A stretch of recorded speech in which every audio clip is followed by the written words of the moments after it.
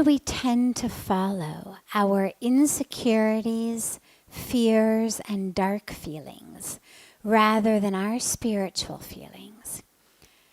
Simply because they're louder and they tend to come faster. You know, we give ourselves a really hard time because it's true. Most of us do tend to make decisions in favor of our ego, our fear, our insecurities, our desires.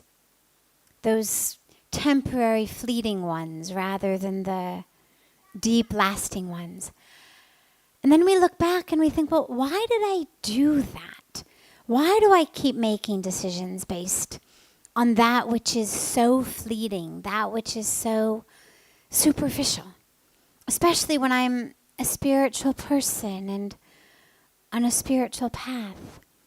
And the reason is actually just very simple. Those voices tend to be much louder.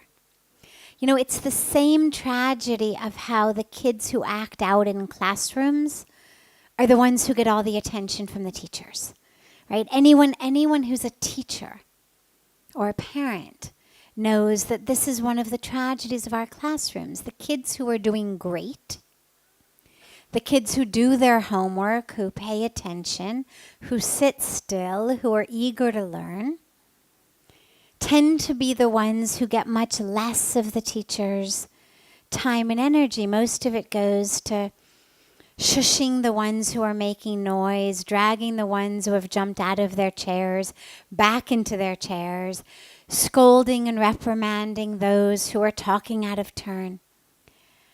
Simply because that's what attracts our attention.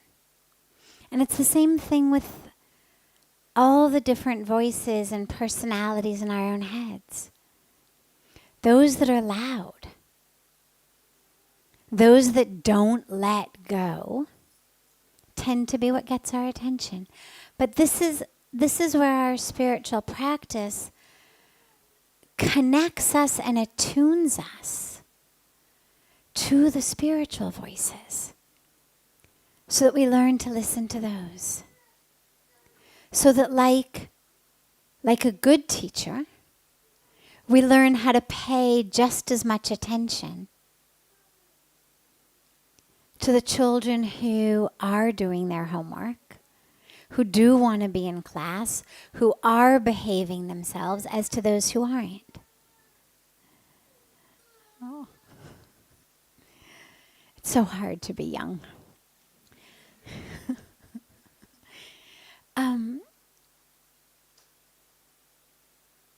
And this is why we meditate, it's why we pray, it's why we have practices of contemplation and introspection, because what it does is it makes those voices, those spiritual voices, those spiritual feelings, it makes them a little bit louder. It allows us to recognize them a little bit more. Allows us to get more and more familiar with them. So that when we're trying to make decisions or when we're just moving through our life, those voices, those feelings, those instincts become just as loud.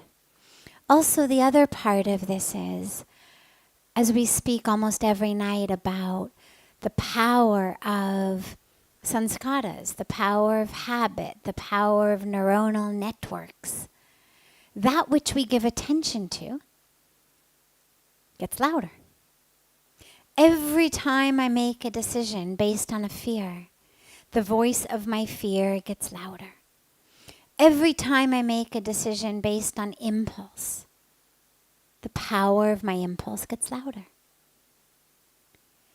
And similarly, every time I don't listen to the voice of fear, to the voice of impulse, to the voice of ego or anger, but instead, I take a moment, I quiet myself, I go within,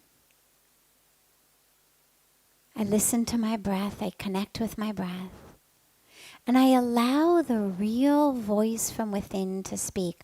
I don't allow the ego to convince me that everything is an emergency. The ego functions on creating a situation in which we don't have time to connect. If the ego can just keep us frenetic enough, worried enough, anxious enough, grabbing enough, competing enough, feeling unwhole enough, living in this myth of scarcity enough. You know, it's how we sell things. 1 day left. 2 tickets left. Better buy it now, right? You were just barely contemplating the idea of, a trip to London. You go online, you think, all right, let's see, how much might it cost us? And suddenly, as you're looking at prices, things start flashing. 491 other people are looking at this fare right now. 2 tickets left. Well, yeah, better get it. Long before you've even asked your boss, can I take the time off? Long before you've asked your spouse or traveling partner whether they can get the time off or whether they are even interested in going to London. Long before you've done anything that requires taking a deep breath, connecting. Long before any of that, you've purchased the ticket, because it's how marketing works. The myth of scarcity. Okay. We live in a free market, democratic, capitalist society. There's not a lot we can do about those websites. But we can prevent our own mind from doing the same thing.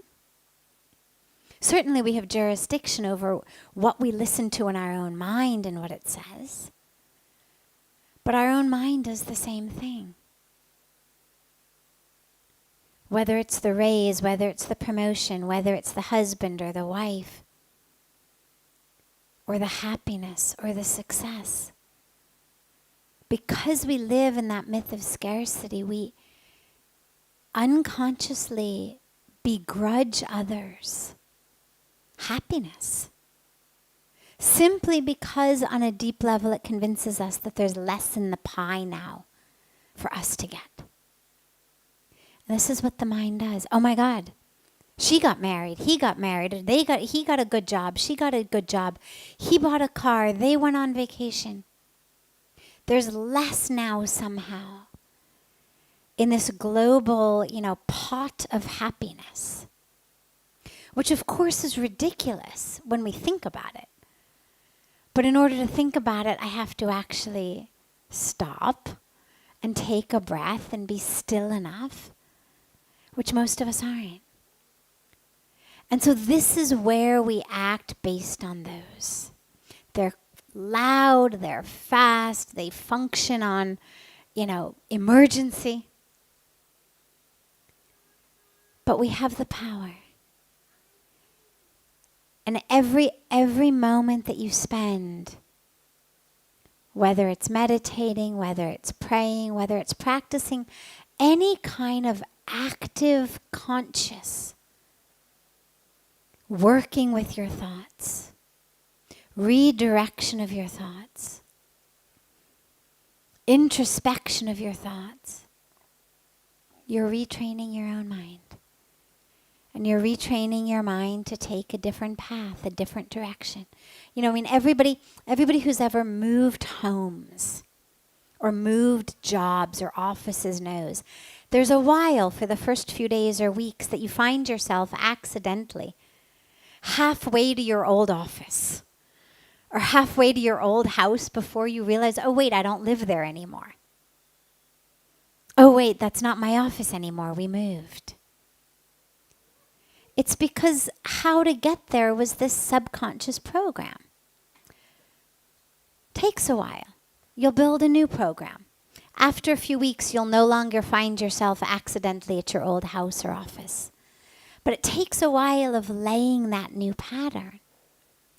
And it's the same thing with any thought. It's going to take a while. In the beginning, you're going to keep going in the same way. You'll be halfway to ego or desire or fear or scarcity, competition. But then you'll catch yourself and you'll say, oh wait, I don't live there anymore. Oh wait, that's not how I think anymore. Oh wait, I'm on a different path now. And then you'll redirect yourself. And slowly, slowly, slowly you'll find that that will become the new default path. But it takes just a bit of time to relay those new patterns, those new directions, those new subconscious ways of moving. But you can do it, and it doesn't take that long.